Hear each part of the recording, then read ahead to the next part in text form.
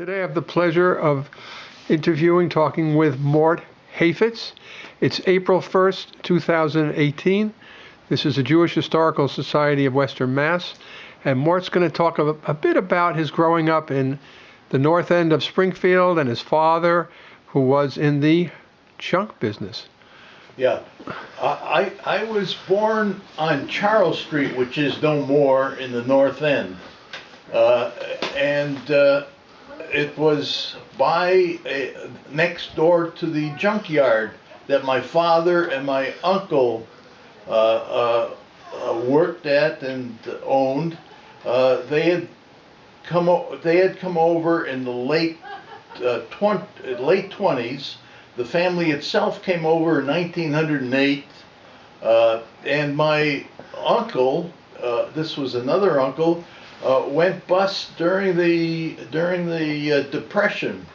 And what happened then was that my father, who was a junk peddler, thought about, was newly married. I was born in 1932, and bought out the junk company from his brother. Before he could do this, unfortunately, it wasn't an arm's length transaction, so he had to change the spelling of his name to Sheffetz, which part of the family spelled Cheffeitz, and this made the whole transaction kosher. So he bought the junkyard, and then continued. We then moved to Leet Street, which was on a sharp incline, and during the flood of 1936, we noticed the police boats came to rescue the people who were fortunate enough to live a little higher up when the Connecticut River overflowed. Then we moved to the North End. The North End had the concentration of a large Jewish population there, and there were the people who lived on the bottom of the North End near the Mercy and Springfield hospitals, and those who were fortunate enough to live on the upper part of the North End. The names there were the Gruskins, who had been in the liquor business, the Scholars, who had made sign paint. This is different from regular paint, but these are specifically to make signs. The Bursteins, who were two almost giant individuals from Poland who could lift the side of beef and had a butcher shop, and the Chernocks too, who were competitors in the kosher business, kosher meat business. On Dwight Street was the concentration of small shops, including the drugstore Shankman's, which provided the prescriptions for most of the Jewish population there, along with the synagogues, the Sons of Jacob, the Kesser Israel, was it Bethel? Was it the big? It was called the Big Shul at the time. Other stores included the Chernocks, and next door to the Chernocks meat market was the Klibanovs. The Klibanovs had fresh fish, and this made it an easy route for the Shabbos meals to stop off and get a piece of fish and get maybe some meat or a fresh chicken. There was a gas flame in the Chernock meat store, you'd select your chicken and you bring it over to the gas flame, and that would take the feathers off the chicken after it had been koshered. There was a grocery store was the next stop on the same side of the street. Summers Groceries? No, it wasn't. How about I've forgotten the name. Zenian Grocery Store, Hochberg Jewish Restaurant? No, but you'd get your challahs for the weekend from Magaziners, and there was this was all on Dwight Street. There were a couple other grocery stores I've forgotten the names of.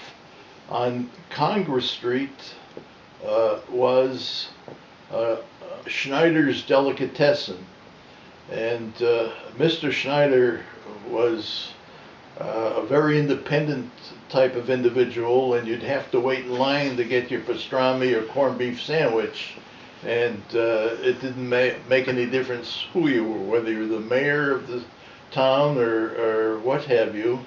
Across the street from Schneider's was a Lebanese restaurant. People who had immigrated from Beirut. I have to include here another uncle of mine who emigrated from Beirut by way of where he was born in Damascus. He was a Sephardic Jew, and he ran a linen store on Main Street, a small linen store that sold baby clothes and mouchoirs. I found out the name of mouchoirs, which means handkerchiefs, particularly around the Christmas season. And I'd go in there to pinch hit as a 12-year-old salesperson, and he had a large Arabic clientele, and they'd come in and he'd speak French or Arabic to them, and they'd make their purchases.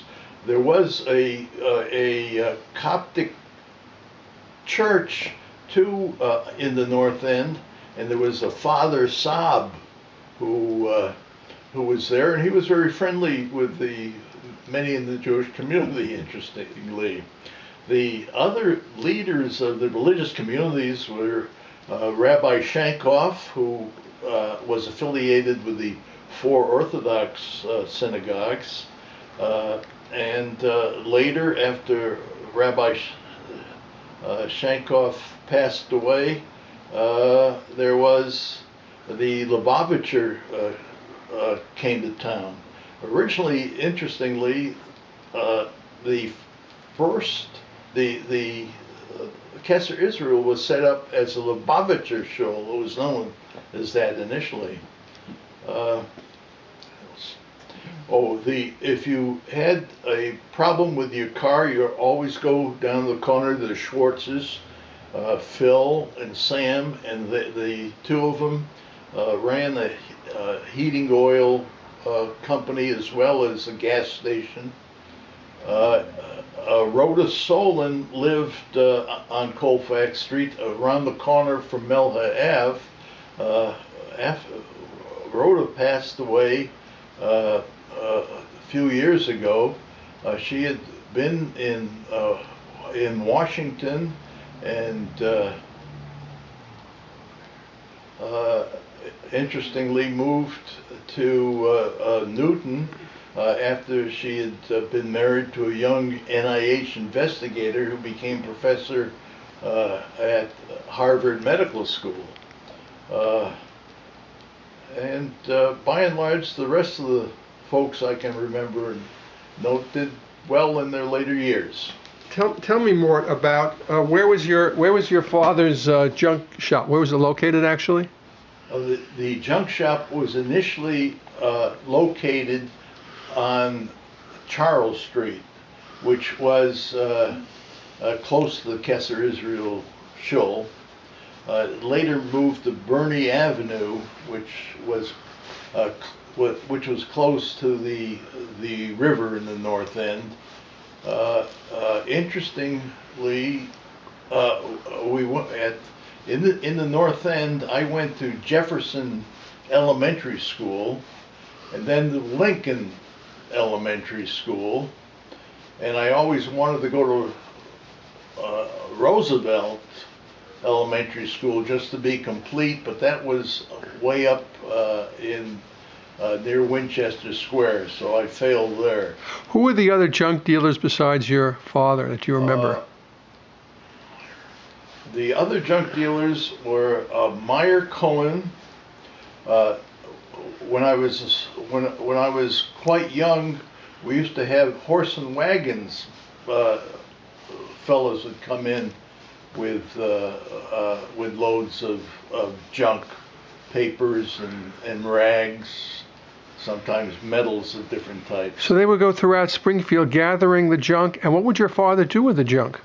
Well, the junk then was processed, i.e., for the steel, there was a big shear for the metals to chop it up into smaller pieces, and then they'd sell, when they got a load, they'd sell it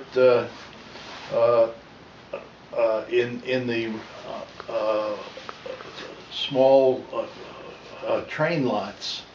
And then with paper, there was a way they'd take it into Holyoke, where the mills would put them in pulp machines, and then that would make lesser grade papers for packaging and so forth. Now rags were sorted by, usually there were some Polish women particularly who would sort the rags in various grades.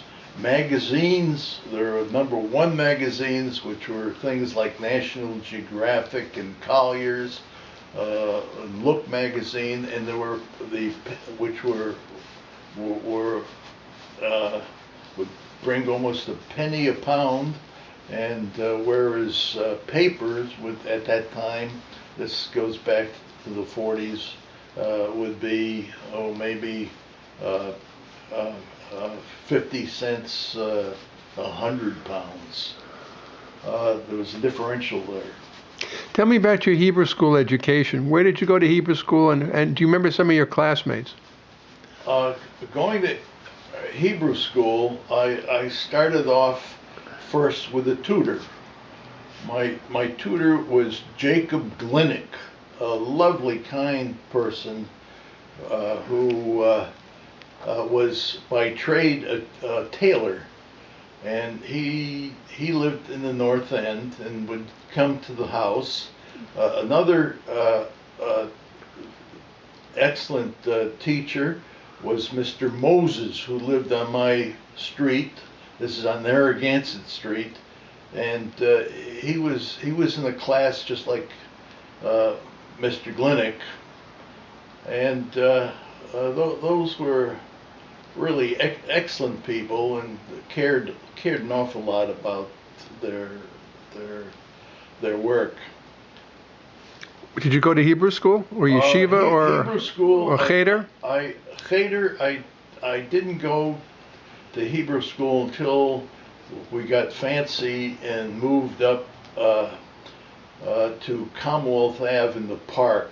And at that time we went to the Kadima, next to the Kadima, where there some type of international labor building right now. Hebrew Academy. That was the cheder there. Unfortunately, the leader, the principal of the cheder in later days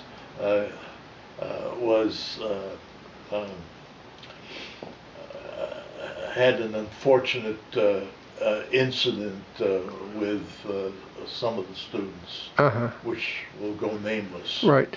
And do you remember your bar mitzvah? The bar mitzvah, interestingly, was held in a fancy synagogue, which was Temple Beth El, when they were on Fort Pleasant Avenue, and Temple Bethel was then led by Rabbi Price, who participated, and I remember Rabbi Shankoff being there as well, but it was outside of my bar mitzvah wasn't in any. Well, the bar mitzvah was in the shul, but then the reception, I guess, was at the Temple Bethel on Fort Pleasant Avenue before it moved to the park. Tell us about where you went to high school and college, and we'll get on then to what you did with your life, with your career.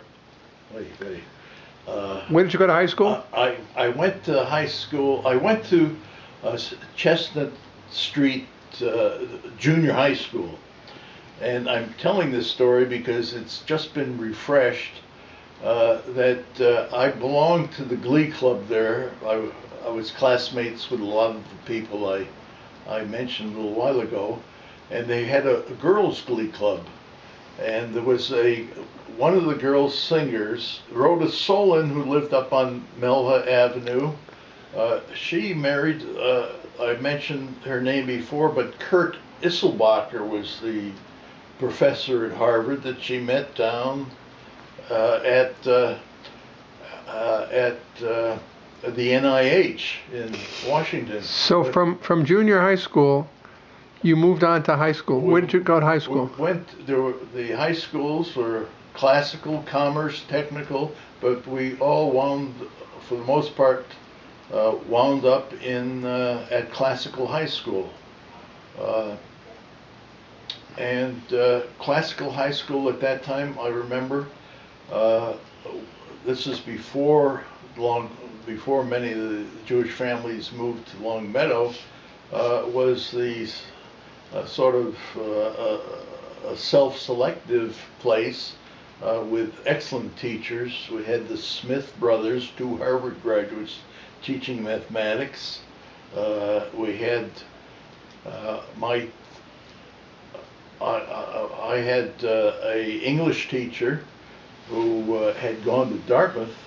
He convinced me to go to Dartmouth. The other fellow he convinced 20 years earlier was a fellow was the best known doctor to come out of Springfield, Dr. Seuss. And Dr. Seuss wound up at Dartmouth too, and interestingly, the medical school at Dartmouth he had provided funds for the medical school there, and it's now the Seuss Medical School. Did you have any connection with Dr. Seuss growing up, or the zoo that his father ran? No, I used to go by his house. The English teacher that I had, Ed Smith, was his English teacher as well, and convinced him to go to Dartmouth over Yale. And what's interesting is that Seuss lived on Mulberry Street, and the first book for children he wrote was to think we all saw it on Mulberry Street. But interestingly, even though his father and his family were in the wholesale beer business, brewing business, before he got into children's books, he used to provide anti-fascist cartoons just before the war and during the war, as well as he'd work for Flit and some other some petroleum companies too. But I spoke to him only once, and I spoke in terms of talking about our English teacher at classical high school. How did you decide to go to medical school, and then what kind of medicine did you practice? I decided to go to medical. I was going to become, and I got the approval of the Board of Trustees to be a major in Russian civilization and comparative literature. And when I came home and spoke to my my dad about it. He said, "Why don't you go into the junk business here with me?" And he saw, well, having worked in the junk business when my grandfather died, my father became Shomrei Shabbos, and I used to go down to keep the junkyard open during Shabbos when I was 12 years old, to pinch hit for him while he was in shul. But at any rate, I said no. He says, "Well, if you don't want to go into the junk business, you had your taste of it, go to medical school." So I changed all my majors and went to medical school. I went to Boston, the City Hospital, and then after quite a while, after almost 7 years, became a heart and lung surgeon. And where did you practice most of your practice then? It was in the Boston area. And when did you retire? About how many years ago? I retired 17 years ago. Okay. Can you tell us about your first marriage and your names of your wife and what she did, and your children's names and where they, if you'd like, where they live briefly? Oh, my wife, I didn't get married till I was 32, I guess. And my wife was introduced to me from Harvard Medical School by my cousin who was there at Harvard Medical School. And she became a pediatrician. Her name? Leslie Bunham. And her dad was the head of arthritis in the first group of researchers at the NIH. And we had, at that time, there weren't too many women. She was one of 6 women in Harvard Medical School. She took over the practice of the first woman at Harvard Medical School, Doris Bennett, and she practiced. If we'd moved from town to town, from Melrose and then to Swampscott, she'd drop out long enough to have another baby, and we have 6 children. And they're located, at one time, I had 3 children, one in Moscow, one in England, and one in Japan, but they're all back home now. And Would you like to give us their names, and if you want their wives' names? Or just their names? Go ahead. Yeah. The oldest is Betsy, and she's in Montecito, where she's had, unfortunately, been face to face with some bad mudslides recently and had to evacuate. The next one is Joe, who is he lives close to me in Revere. Then Avram, who lives in Marblehead, and his younger sister Sally, who lives in Marblehead as well. One's a teacher and the other one works for an insurance company. And then I've got 3 more sprinkled around. One's in Hackensack, New Jersey, and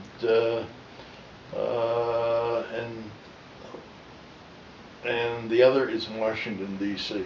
The other one is Jonathan. And who's the one in Hackensack?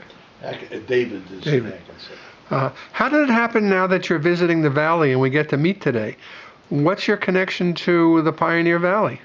Well, after the death of my first wife, I was a bachelor for almost 20 years, and I thought maybe it'd be nice to reconsider my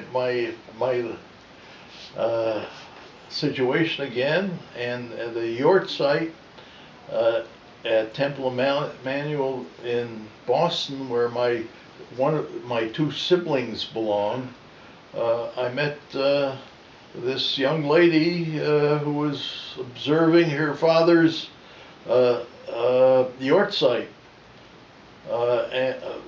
And we met there, and lo and behold, a couple months later, we decided to tie the bond. Her name? Her, her name is Roz Weiner. She also works with rabbis and does counseling work with rabbis and pastoral work. Pastoral work. Yeah, and she practices. You live in Newton, is that right? I live in Newton now, having lived in Swampscott for 40 years. And she has a whole bunch of children, including one who happens to be living in Deerfield, Massachusetts, and is? The one in Deerfield is the local rabbi for the Jewish community Of Amherst. of Amherst. And his name is? His name is Ben Weiner.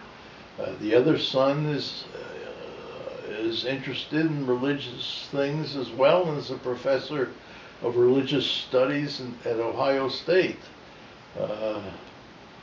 She has a daughter who is in Washington, and another son who's the Assistant Attorney General of Montana, of all places, having worked in the Southern Pacific for a while.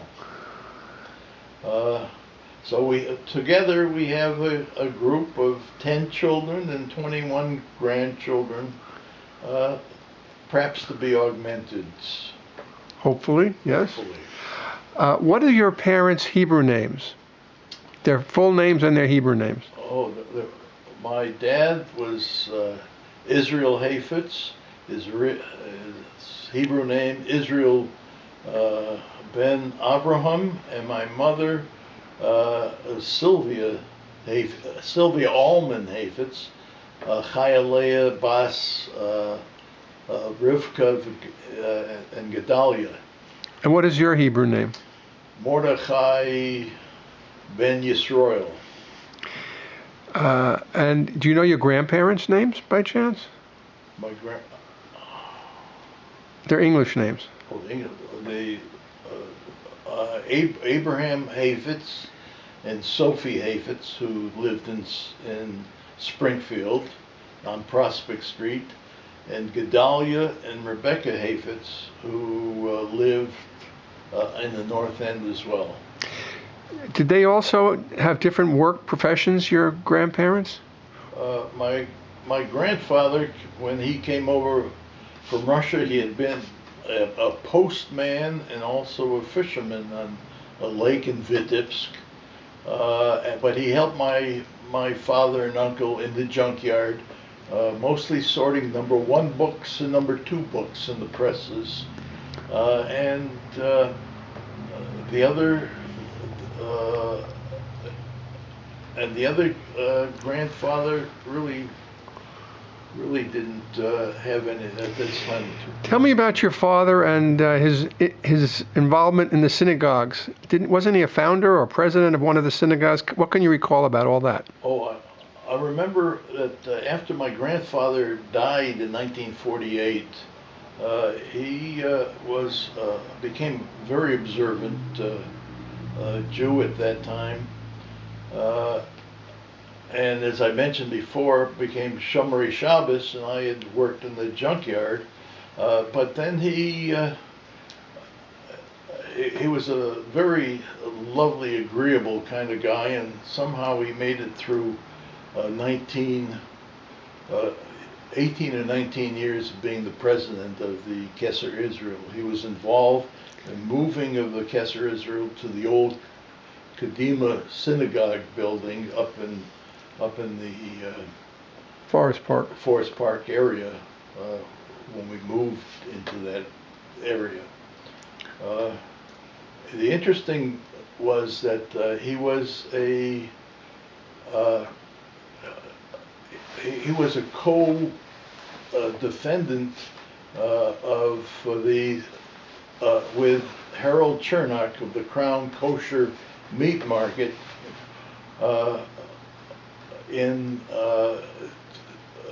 after being pulled into court. The lower courts in Springfield for keeping open the Crown Market on Sundays, because it was the Lord's Day according to the blue laws of Massachusetts at that time. And that went to the Superior Court, which confirmed the finding that they were found guilty of being open on Sunday. And this, eventually they were co-defendants and went to the Supreme Court of the United States and won the trial. And struck down blue laws? Struck down the blue laws. What year was that approximately? That was that must have been about the 1958, something of that nature. Uh-huh. And it's interesting because Tuesday night on Passover now, 2 days from now, the ex-dean of the Harvard Law School is coming for Passover meal at the house, and we'll show her that leaflet